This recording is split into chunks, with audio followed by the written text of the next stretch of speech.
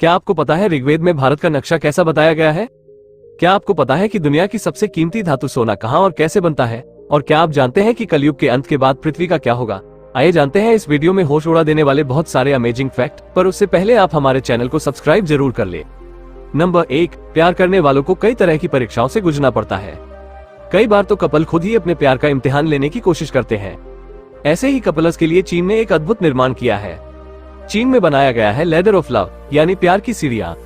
अब आप सोच रहे होंगे कि ये कैसी सीढ़ियां हैं जो प्यार का इम्तिहान लेती हैं? दरअसल ये सीढ़ियां काफी ऊंचाई पर बनाई गई है। इसे इस तरह से बनाया गया है कि अगर कपल एक दूसरे पर आंख मूंद कर विश्वास करता है तभी इसकी चढ़ाई कर सकता है, वरना इस पर चढ़ना मौत को न्योता देने जैसा है। लेडर ऑफ लव पर चढ़ना आसान काम नहीं है। इसे चीन के हेनान प्रांत के फुक्सी माउंटेन पर बनाया गया है। 1314 मीटर ऊंची इन सीढ़ियों पर चढ़ना आसान काम नहीं है। ये हवा में बनाई गई है। सबसे बड़ी बात कि इन सीढ़ियों के दोनों तरफ रेलिंग भी नहीं बनाई गई है, यानी अगर इन सीढ़ियों से कोई गिरा तो वो सीधे गहरी खाई में जा गिरेगा। इन सीढ़ियों का नाम लेडर ऑफ लव रखने का खास कारण है।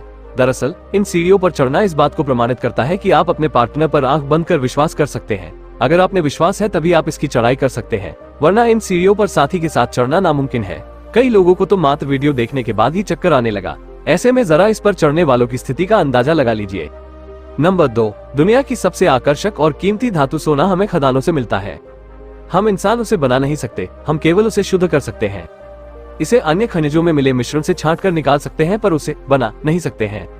वैज्ञानिकों ने पाया है कि इस तरह की भारी धातु पृथ्वी पर कभी नहीं बनती है और न ही सौरमंडल में किसी प्रक्रिया से बनते हैं। वैज्ञानिकों ने नए शोध में बताया है कि कैसे तारे के विस्फोट में सोना और दूसरी भारी धातुएं बनती हैं। वैज्ञानिकों का मानना है कि सोना और लोहे से भारी अन्य भारी धातु अंतरिक्ष में यूं ही नहीं बन जाते हैं।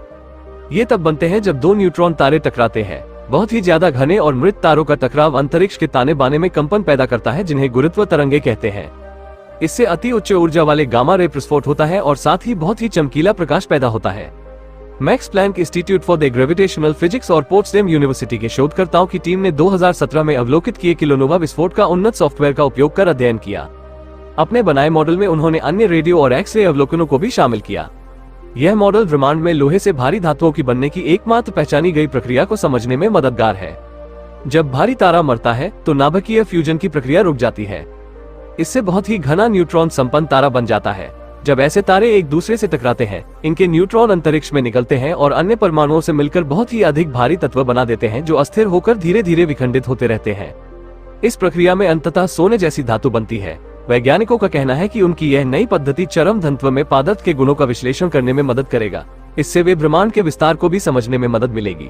वे ये भी जान सकेंगे कि न्यूट्रॉन तारों के विलय में किस हद तक भारी तत्व बनाते हैं। पदार्थ का निर्माण अंतरिक्ष और ब्रह्मांड विज्ञान में एक अहम विषय है। नंबर 3, बिना नर के बच्चे पैदा कर देते हैं ये जानवर। Komodo dragon. वैज्ञानिकों को पहली बार 2006 में पता चला था कि मादा कोमोडो ड्रैगन नर के संपर्क में आए बिना भी बच्चे को जन्म दे सकती है। इस प्रक्रिया को पार्थेनोजेनेसिस कहते हैं। कैलिफोर्निया कॉन्डोर लाइफ साइंस की रिपोर्ट के अनुसार नर के साथ होने के बावजूद गंभीर रूप से लुप्तप्राय मादा कैलिफोर्निया कॉन्डोर कभी कभी खुद ही बच्चे पैदा करना चुनती है।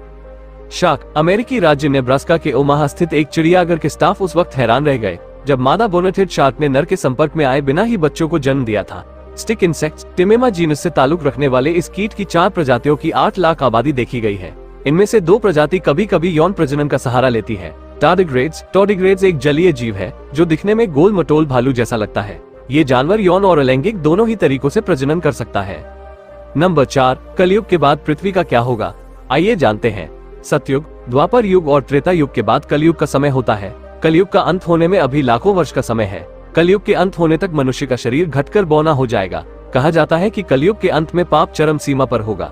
उस समय भयानक आंधी, तूफान और भूकंप आएगा। कलयुग के अंत के बाद पृथ्वी पर पानी ही पानी होगा। कई वर्ष बीतने के बाद सब कुछ फिर से शुरू होगा। कई वर्ष बीतने के बाद जीवन फिर शुरू होगा। फिर सतयुग की अवधि 17,28,000 वर्ष तक रहेगी। नंबर 5, समय के साथ साथ मूलभूत ढांचों की जरूरतें इतनी बढ़ गई हैं कि जंगल और समुद्र में बनने लगे हैं रास्ते। कई देशों में गहरे समुद्र के बीच से बड़े बड़े पुल बनाए गए हैं जिनकी लंबाई किलोमीटर में है। भारत की नदियों और समुद्रों में भी इस तरह के कुछ खास पुल बनाए गए हैं। क्या आप जानते हैं गहरे समुद्र में भी आखिर पुल के लिए पिलर कैसे बना लिए जाते हैं? सबसे पहले पानी के बहाव की रफ्तार, समुद्र की गहराई और वहाँ की मिट्टी का अध्ययन किया जाता है। जहाँ पिलर बनाना होता है वहाँ का पानी रोकने के लिए सबसे पहले कॉफिडम बनाया जाता है। इसमें धातु के बने बड़े बड़े बक्से नुसा स्ट्रक्चर को क्रेन की मदद से पानी में उतारा जाता है। पानी रुक जाने से गहराई में भी वो जमीन दिखने लगती है जहाँ खुदाई की जानी होती है। इसी जमीन पर पिलर का बेस तैयार करके बनाया जाता है पुल का पिलर। नंबर 6, रानी कैकेयी। कैकेया नरेश राजा अश्वपति की पुत्री थी। राजा अश्वपति घोड़ों के भगवान थे, इसलिए इन्हें अश्वपति कहा जाता था। रानी कैकेयी का नाम उनके राज्य यानी कैकेया के नाम पर पड़ा। अश्वपति को एक वरदान मिला था कि वे पक्षियों की भाषा समझने में सक्षम है। एक दिन राजा और रानी महल के उद्यान में टहल रहे थे, तभी उन्होंने 2 हंसों के जोड़ों को आपस में बात करते सुना।